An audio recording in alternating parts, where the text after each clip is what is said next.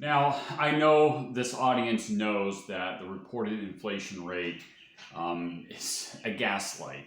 A lot of you know that the government falsely reports government statistics because if, say, inflation is something like 10%, I have to look at shadowstats.com, John Williams, and he actually does an accurate measurement on inflation based on the type of standards that they used to use prior to 1982. But anyway, let's say it's 10%.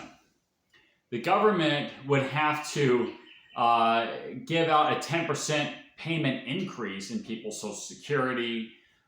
They would have to report the bad news to people that inflation is a lot higher than 3%.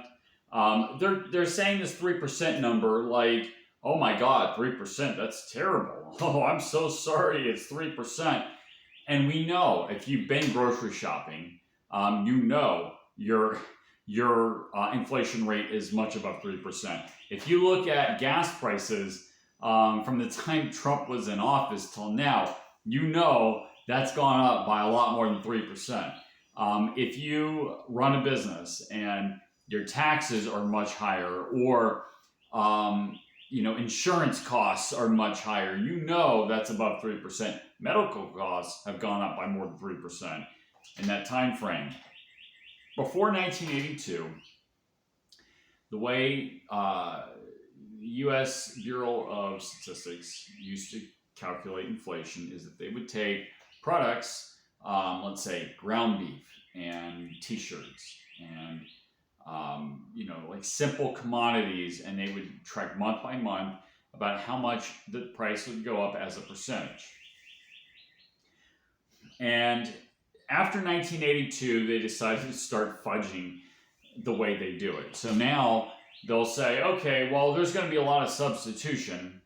So instead of, the price of steak has gone up, so we'll substitute steak for hamburger. And, oh, look at that, we have a price decrease here, and let's average that in. Let's add in a whole bunch of things that people don't need, inelastic goods like technology.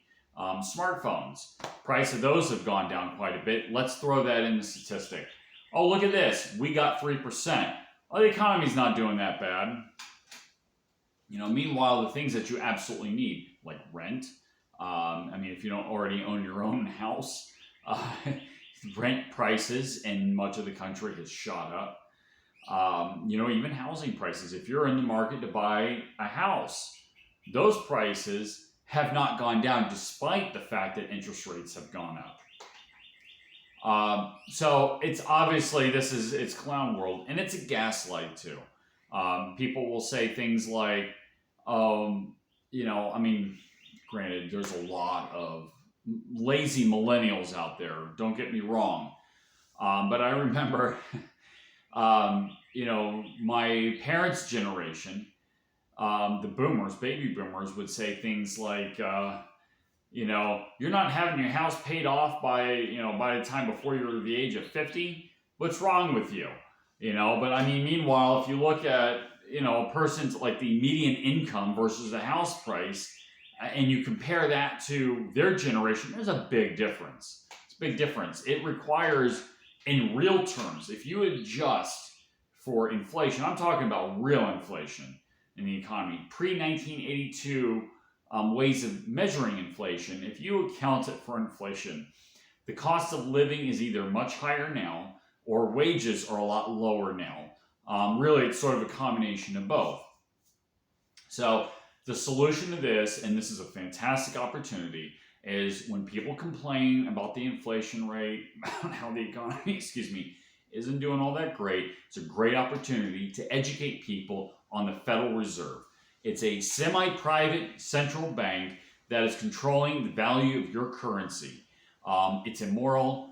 It actually is unconstitutional. Our Constitution made it clear that gold and silver was money, and that that power of issuing currency was supposed to be delegated to the Congress. But educate people on this. This way they understand that if there's a big economic crisis, they can point to the Federal Reserve and the federal government as that is the cause of this problem, or at least a very big cause, and actually probably the first cause of this problem.